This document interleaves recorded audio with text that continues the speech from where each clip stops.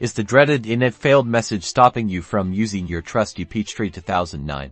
Don't worry, in this short video, we'll walk you through simple steps to get Peachtree 2009 up and running, even if you are having trouble starting the installer. First, let's make sure your system is even compatible.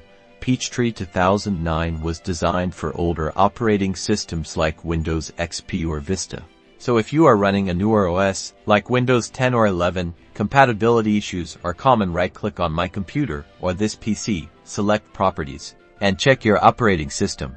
Next, temporarily disable your antivirus software. Sometimes, antivirus programs can falsely flag Peachtree installation files, causing the Init Failed error. Find the antivirus icon in your system tray, usually in the bottom right corner of your screen. Right-click it, and select Disable or Turn Off Protection for a short period. Remember to re-enable it after the installation.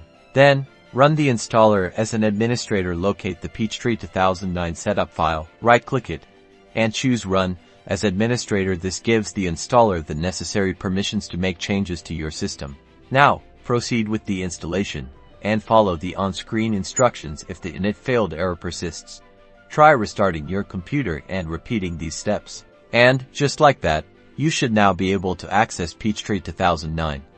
If you found this helpful, please give this video a like and subscribe.